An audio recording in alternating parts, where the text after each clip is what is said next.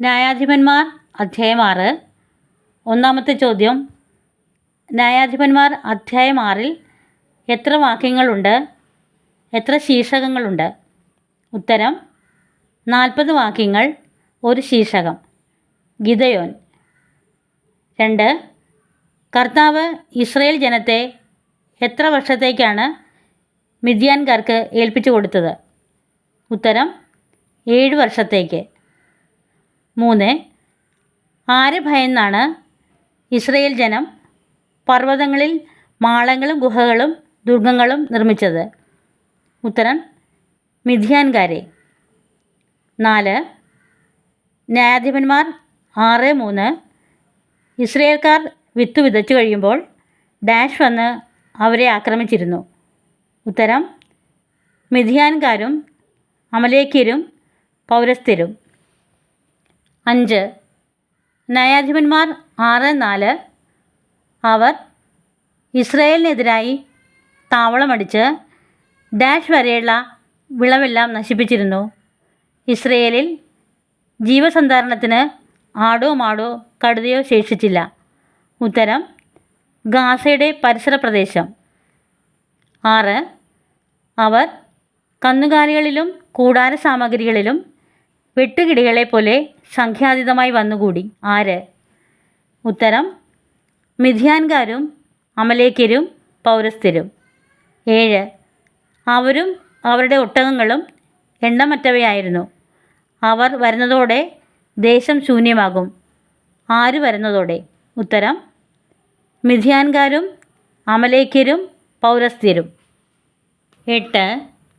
ആരു നിമിത്തമാണ് ഇസ്രായേൽ ശോഷിച്ചത്? ഉത്തരം: മിദ്യാൻകാർ. 9. കർത്താവ് ഇസ്രായേൽ ജനത്തെ എവിടുന്ന് ഇറക്കിക്കൊണ്ടുവന്നു എന്നാണ് പ്രവാചകൻ പറയുന്നത്? ഉത്തരം: ഈജിപ്തിൽ നിന്നും, ദാസ്യഭവനത്തിൽ നിന്നും. 10. കർത്താവ് ആരുടെ കൈകളിൽ നിന്നും ഇസ്രായേൽ ജനത്തെ മോചിപ്പിച്ചുവെന്നാണ് സൈന്യാധിപന്മാർ 6:9 പ്രകാരം പ്രവാചകൻ പറയുന്നത്? ഉത്തരം: ഈജിപ്തുകാരുടെയും പീഡകരുടെയും കൈകളിൽ നിന്ന്. 11. ഞാനാണ് നിങ്ങളുടെ ദൈവമായ കർത്താവ്.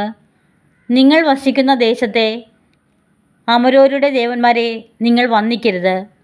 എന്നാൽ എൻ്റെ വാക്ക് നിങ്ങൾ വകവച്ചില്ല. അധ്യായവും വാക്യവും പറയുക. ഉത്തരം: ന്യായാധിപന്മാർ 6:10. 12. ന്യായാധിപന്മാർ 6:10-ൽ ആരുടെ ദേവന്മാരെ വന്ദിക്കരുതെന്നാണ് ഇസ്രായേൽ ജനതയോട് പ്രവാചകൻ പറയുന്നത്? ഉത്തരം: അമോര്യരുടെ. 13. കർത്താവിൻ്റെ ദൂതൻ ഓഫ്രയിൽ വന്നു എവിടെയാണിരുന്നത്? ഉത്തരം: അബിയേസർ വംശജനായ യോവാഷിൻ്റെ ഓക്കുമരത്തിൻ കീഴിൽ. 14. യോവാഷിൻ്റെ പുത്രൻ ഗിദെയോൻ മിദ്യാൻകാർ കാണാതിരിക്കാൻ വേണ്ടി എന്തു ചെയ്തു? ഉത്തരം: മുന്തിരിച്ചക്കിൽ ഗോതമ്പ് മെതിക്കുകയായിരുന്നു. 15. പ്രഭോ, കർത്താവ് ഞങ്ങളുടെ കൂടെയുണ്ടെങ്കിൽ എന്തുകൊണ്ടാണ് ഞങ്ങൾക്കിതെല്ലാം സംഭവിക്കുന്നത്? ആര് ആരോട് ചോദിച്ചു? ഉത്തരം: ഗിദെയോൻ കർത്താവിൻ്റെ ദൂതനോട്. 16. മനാസയുടെ ഗോത്രത്തിൽ എൻ്റെ വംശം ഏറ്റവും ദുർബലമാണ്. എൻ്റെ കുടുംബത്തിൽ ഏറ്റവും നിസ്സാരമാണ് ഞാൻ. ആര് ആരോട് പറഞ്ഞു? ഉത്തരം: ഗിദെയോൻ കർത്താവിനോട് പറഞ്ഞു. 17. ന്യായാധിപന്മാർ 6:16. കർത്താവ് അവനോട് പറഞ്ഞു, ഞാൻ നിന്നോടുകൂടെ ഉണ്ടായിരിക്കും. ഡാഷ് പോലെ മിദ്യാൻകാരെ നീ നിഗ്രഹിക്കും. ഉത്തരം: ഒറ്റയാൾ എന്ന പോലെ. 18. കർത്താവിനോട് ഗിദെയോൻ എന്തടയാളമാണ് ആവശ്യപ്പെട്ടത്? ഉത്തരം: ഞാൻ തിരിച്ചു വരുന്നതുവരെ അങ്ങ് ഇവിടുന്ന് പോകരുതേ. ഞാൻ എൻ്റെ കാഴ്ച തിരുമുമ്പിൽ കൊണ്ടുവരട്ടെ. 19. ഗിദെയോൻ കർത്താവിന് എന്താണ് കാഴ്ച സമർപ്പിച്ചത്? ഉത്തരം: ഒരു ആട്ടിൻകുട്ടിയെ പാകം ചെയ്ത് ഒരേഫാമാവ് കൊണ്ട് പുളിപ്പില്ലാത്ത അപ്പവും. 20. ഗിദെയോൻ വീട്ടിൽ പോയി ഒരാട്ടിൻകുട്ടിയെ പാകം ചെയ്ത് ഒരേഫാമാവ് കൊണ്ട് പുളിപ്പില്ലാത്ത അപ്പവും ഉണ്ടാക്കി മാംസം ഒരു കുട്ടയിലും ചാറ് ഒരു പാത്രത്തിലുമാക്കി ഓക്കുമരത്തിൽ കീഴിൽ കൊണ്ടുവന്ന് അവന് കാഴ്ചവെച്ചു. ഉത്തരം ന്യായാധിപൻ 6:19. 21. ഇറച്ചിയും പുളിപ്പില്ലാത്ത അപ്പവും എടുത്ത് ഈ പാറമേൽ വയ്ക്കുക. ആര് ആരോട് പറഞ്ഞു? ഉത്തരം ദൈവദൂതൻ ഗിദെയോനോട്. 22. അത് കർത്താവിൻ്റെ ദൂതനായിരുന്നു എന്ന് ഗിദെയോന് അപ്പോൾ മനസ്സിലായി. എപ്പോഴാണ് മനസ്സിലായത്? ഉത്തരം കർത്താവിൻ്റെ ദൂതൻ കയ്യിലിരുന്ന വടിയുടെ അഗ്രം കൊണ്ട് ഇറച്ചിയും പുളിപ്പില്ലാത്ത അപ്പവും തൊട്ടു. പാറയിൽ നിന്ന് തീയുയർന്നു, മാംസവും അപ്പവും ദഹിപ്പിച്ചു. ദൂതൻ അവൻ്റെ ദൃഷ്ടിയിൽ നിന്ന് മറഞ്ഞു. 23. ന്യായാധിപന്മാർ അധ്യായം 6 23 വാക്യം എഴുതുക. ഉത്തരം കർത്താവ് പറഞ്ഞു, സമാധാനമായിരിക്കുക, ഭയപ്പെടേണ്ട, നീ മരിക്കുകയില്ല. 24. അബിയേസർ വംശജരുടെ ഓഫ്രായിൽ ഇന്നുമുള്ള ഗിദെയോൻ കർത്താവിന് പെടുന്ന ബലിപീഠത്തിൻ്റെ പേരെന്ത്? ഉത്തരം യാഹ്വേ ഷെലോം. 25. ന്യായാധിപന്മാർ 6:25 പ്രകാരം കർത്താവ് ഗിദെയോനോട് കൽപ്പിച്ചു എന്ത്? ഉത്തരം നിന്റെ പിതാവിൻ്റെ 7 വയസ്സുള്ള രണ്ടാമത്തെ കാളയെ കൊണ്ടുവരിക. അവനുണ്ടാക്കിയിട്ടുള്ള ബാലിൻ്റെ യാഗപീഠം ഇടിച്ചു നിരത്തുകയും അതിന് സമീപമുള്ള അക്ഷേര പ്രതിഷ്ഠ വെട്ടിവീഴ്ത്തുകയും ചെയ്യുക. 26. ഈ ദുർഗത്തിൻ്റെ മുകളിൽ കല്ലുകൾ യഥാക്രമം അടുക്കി നിന്റെ ദൈവമായ കർത്താവിന് ഒരു ബലിപീഠം പണിയുക. വെട്ടിവീഴ്ത്തിയ അക്ഷേര പ്രതിഷ്ഠയുടെ തടി കത്തിച്ച് ആ രണ്ടാമത്തെ കാളയെ ദഹനബലിയായി അർപ്പിക്കുക. വാക്യവും അധ്യായവും പറയുക. ഉത്തരം ന്യായാധിപന്മാർ 6:26. 27. ഗിദെയോൻ ആരെയും കൂട്ടിയാണ് കർത്താവ് പറഞ്ഞതുപോലെ ചെയ്തത്? ഉത്തരം വേലക്കാരിൽ 10 പേരെയും കൂട്ടി. 28.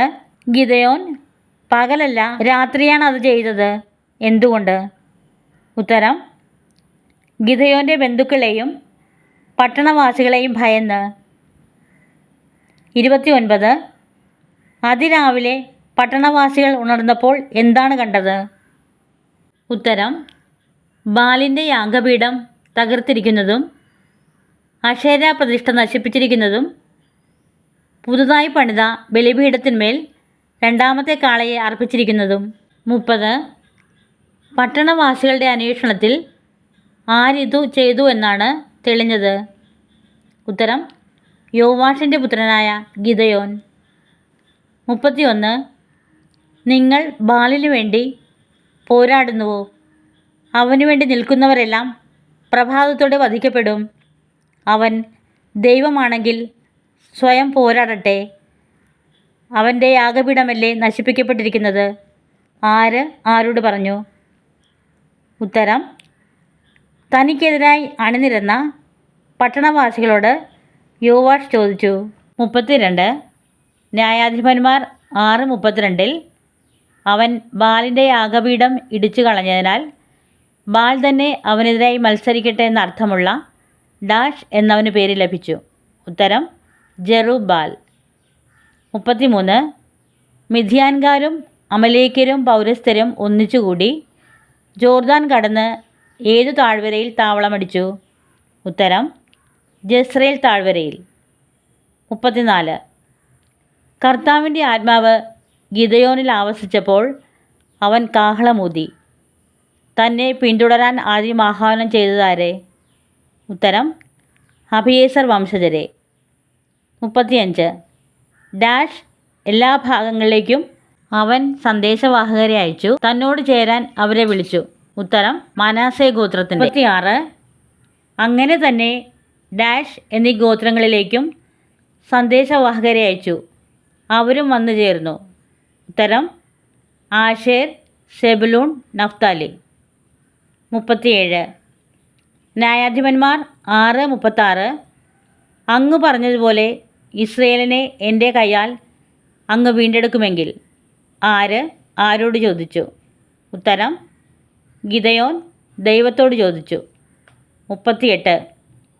ദൈവം എന്ത് ചെയ്തു കൊടുത്താലാണ് ഇസ്രയേലിനെ വീണ്ടെടുക്കുമെന്ന് ഗിദെയോൻ മനസ്സിലാക്കുന്നത്?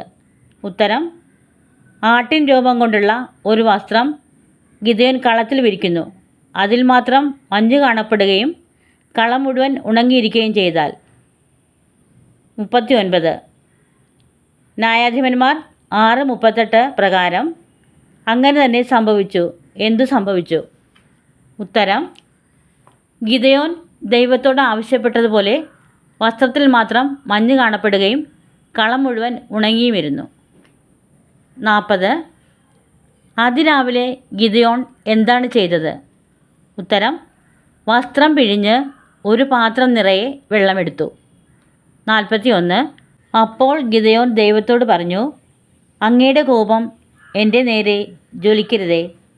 ഒരിക്കൽ കൂടി ഞാൻ പറഞ്ഞുകൊള്ളട്ടെ. എന്താണ് ഗിദെയോൻ പറഞ്ഞത്? ഉത്തരം: ഒരു പ്രാവശ്യം കൂടി രോമവസ്ത്രം കൊണ്ട് ഞാൻ പരീക്ഷണം നടത്തട്ടെ. അത് ഉണങ്ങിയും നിലം മുഴുവൻ മഞ്ഞുതുള്ളി വീണതായും കാണട്ടെ. 42. ന്യായാധിപന്മാർ 6:40. ഉത്തരം: ദൈവം ആ രാത്രിയിൽ അങ്ങനെ തന്നെ ചെയ്തു. വസ്ത്രം മാത്രം ഉണങ്ങിയും നിലം മുഴുവനും മഞ്ഞുകൊണ്ട് നനഞ്ഞുമിരുന്നു. എല്ലാവരും ഞങ്ങളുടെ ചാനൽ ലൈക്കും ഷെയറും സബ്സ്ക്രൈബും ചെയ്യാൻ മറക്കല്ലേ.